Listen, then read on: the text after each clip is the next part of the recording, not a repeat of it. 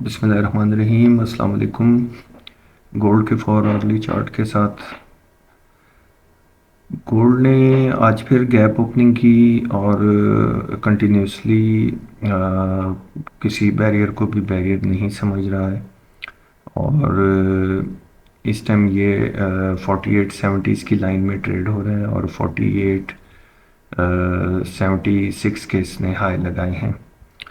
और अगर current condition देखें तो हाईली ओवरबॉट हो चुका हुआ है। कल की जितने रेजिस्टेंस एरिया थे उसको बिल्कुल भी इसने वक़्त ही नहीं दी और नॉन स्टॉप जो है अभी भी फुल फ्लैज बुलिश टोन में है इस टाइम।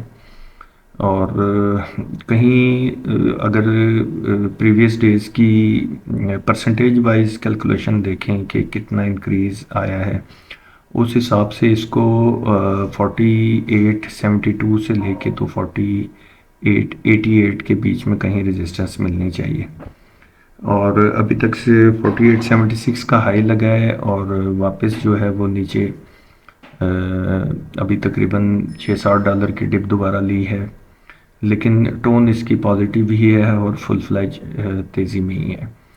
बिल्कुल ही अनचार्टेड है, कहीं पर भी कोई रेजिस्टेंस और कोई चीज़ ऐसी नहीं दिख रही इसमें कि जो पॉजिटिव नेगेटिव साइड पे आए। सिर्फ एक चीज़ है कि हाईली ओवरबॉट हुआ है, एक नोज डाइव या एक करेक्टिव मूव इसके अंदर किसी टाइम भी दिन में आ सकती है। अगर इलीट वेव्स के लेवल्स के हिसाब से अगर इसको एनालाइज करें तो कल जो इलीट वेव्स के एक्सटेंडेड टारगेट थे, इवन कि वो अगर आप यहाँ देखें तो ये तकरीबन 4776 बन रहा था कि जो मुश्किल लग रहा था कि ब्रेक नहीं होगा। कल 2-3 दफ़ा इस जगह को अटैम्प्ट भी किया और वहाँ से रेजिस्ट भी हुआ, लेकिन आज ओपनिंग से लेकर तो वहाँ से तकरीबन $100 की ऊपर की मूव आ गई है। और किसी साइड से भी अगर रीटेस्ट करने में भी घुसेगा तो वो भी बहुत दूर लेवल्स बनते हैं, वो तकरीबन 4750 एंड बिलो बनते हैं, लेकिन वो रीटेस्ट होता हुआ नज़र नहीं आ रहा कि यहाँ से $125 की जो है वो कोई डिप ऐसे लगे। चीज़ें भी चीज़ों से मुराद के न्यूज़ वगैरह और इस तरह जो भी जंगी हालात हैं दुनिया के ग्लोबली, यूएस की टेंशन्स हैं इर्द गिर्द में, तो वो कभी भी डॉलर में मजबूती नहीं आने देंगे। डॉलर वीक होता रहेगा और मेटल्स स्पेशली गोल्ड जो हैं वो पॉजिटिव ही होंगे। अगर कहीं डिप आती है तो अपने माइंड में 4750 एंड बिलो के लेवल्स रखिएगा, बाइंग वहाँ पे अटैम्प्ट कर सकते हैं। और अगर थोड़ा जल्दी भी बाइंग करें तो 4775 के ऊपर जो है वो बाइंग बन सकती है। इसमें हाईली ओवरबॉट कंडीशन है, किसी टाइम भी एक नोज डाइव इसके अंदर आ सकती है। अगर कोई शॉर्ट वगैरह और सेलिंग को अटैम्प्ट भी करते हैं तो स्ट्रिक्ट स्टॉप लॉस के साथ अटैम्प्ट कीजिएगा और बगैर स्टॉप के जो है वो कोई ट्रेड लेने से गुरेज कीजिएगा। और अगर इसमें देखें सिल्वर की बात करें तो सिल्वर ने कल से लेके आज तक कोई नया हाई नहीं लगाया और स्लगिश और डल बिहेवियर है। सीम्स लाइक कि ये जो एरिया है ये सारा इसको कंसोलिडेट करता ही लग रहा है अभी तक इस लेवल पे, क्योंकि एवरेजेस के ऊपर ट्रेड हो रहा है, सपोर्ट नीचे ले रहा है। जब भी डिप मिलती है उसके बाद फ़ौरन जो है वो प्रीवियस लेवल्स को सस्टेन कर जाता है, इसलिए इसका ट्रेंड और थीम जो है वो पॉजिटिव ही लग रही है।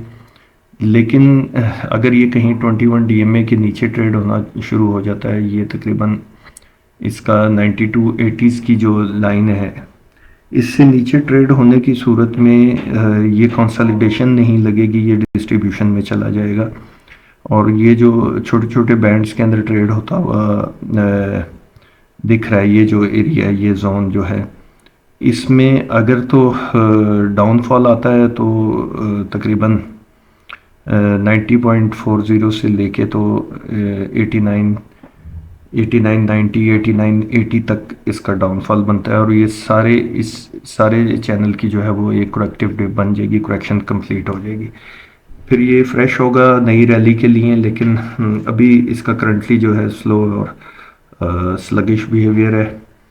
वेट करें कोई भी एंट्री लेने से। दूसरा, कोशिश करें कि सिल्वर के अंदर बिल्कुल ट्रेड्स ना लें। एक तो उसका स्प्रेड जो है वो एक्सचेंज की पॉलिसी है, रिस्क को कैलकुलेट करने के लिए उन्होंने इसका स्प्रेड 80 सेंट्स तक बढ़ा दिया हुआ है। तो ऊपर इमीडिएट रेजिस्टेंस इसकी 9680 से 97 3040 तक लगती है, क्योंकि ये इस ट्रेंड लाइन की रेजिस्टेंस है। अभी तक इसको इसने रेजिस्ट ही किया है, इसके ऊपर कोई भी ट्रेड इसके ऊपर नहीं आई है। यहाँ पर वंस ये इसी चैनल से ब्रेक किया था, लेकिन 2 कैंडल्स फॉर अर्ली की क्लोजिंग के बाद इसने एक नोज डाइव ली और दोबारा लोअर बैंड्स के अंदर आकर तो वहाँ पर स्टक होगा। पॉजिटिव चीज़ ये है कि ये एवरेजेस के ऊपर चल रहा है, 21 DMA से भी ऊपर है, नीचे एक ट्रेंड लाइन की सपोर्ट भी है, नीचे सपोर्ट्स काफ़ी खड़ी हैं इसके अंदर। और यहीं से अगर हम क्रूड ऑयल के ऊपर बात करें तो क्रूड ऑयल ने अच्छा परफॉर्म किया कल के दिन में।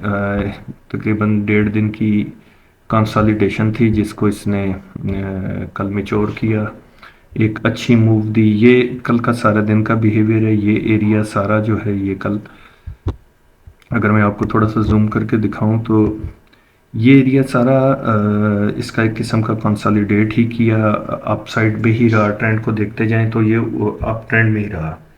एक अच्छी बाइंग डिप कह लें कि इसने दी, और उसके बाद अच्छा मोमेंटम बनाते हुए 60-55 तक के हाई लगाए, और रात को क्लोजिंग सेशन के करीब एक इसमें अच्छी दोबारा डाउनफॉल आया, और वो तकरीबन 59-30 तक इसको जो है वो डिप मिल गई। आज के अभी तक जो बिहेवियर है उसमें इसका स्टांस पॉजिटिव ही लग रहा है, और मोस्ट प्रोबेबली ये कल के हाई भी किसी जगह पर जाकर ब्रेक कर सकता है। इमीडिएटली जो इसको रेजिस्टेंस मिल सकती है वो कल का हाई है 60-50 से लेके तो 61 के रेंज तक, 61 तक जो है वो कहीं इसका रेजिस्टिंग चैनल बन सकता है। और अगर ये इस रेंज को अगर मैं कल की रेंज से उठा के इसको यहाँ ऊपर लाऊं तो ये एरिया ब्रेक अगर होता है, ये 60-60 का एरिया है, 60-60 का, इसके ऊपर अगर प्राइसेस ट्रेड होनी शुरू हो जाएं तो इमीडिएटली 61-20, 61-20 और 61-70 तक के जो हैं ये नेक्स्ट टारगेट्स इसके बन सकते हैं। स्टांस इसमें पॉजिटिव ही है, नीचे काफ़ी सपोर्टिव एरिया है। मूविंग एवरेजेस सारी जो हैं प्राइसेस एवरेजेस के ऊपर चल रही हैं, ये सारी सपोर्टिव है। नीचे ये एक मॉब है, मेक और ब्रेक की जगह है, और ये अच्छी सपोर्टिव मॉब है। ये 58-75 से लेकर तो 58-55-50 की रेंज में तक बनता है। तो जब भी यहाँ पर प्राइसेस मिलें ज़रूर बाय करें, और ऊपर का 60 का वेट करें। अगर 60 क्रॉस करे तो इसको एक किस्म का छोटा सा ब्रेकआउट समझें, जिसमें 60-70 सेंट्स जो हैं वो मज़ीद ऊपर अल्टीमेटली 61-70 तक के रेट्स भी आ सकते हैं। कोई भी ट्रेड लीजिए, मार्केट हाईली रिस्क पर चल रही है, कोई भी ट्रेड लें उसमें स्टॉप लॉस के बगैर कोई ट्रेड ना लें, और स्ट्रिक्ट यहाँ पे साथ साथ प्रॉफिट्स को भी मैच्योर करते जाएं, और कैलकुलेट करके रिस्क को और छोटे लॉस के ऊपर एग्जिट करके चलते जाएं। सी यू इंशाल्लाह। Stay tuned with Obox gold.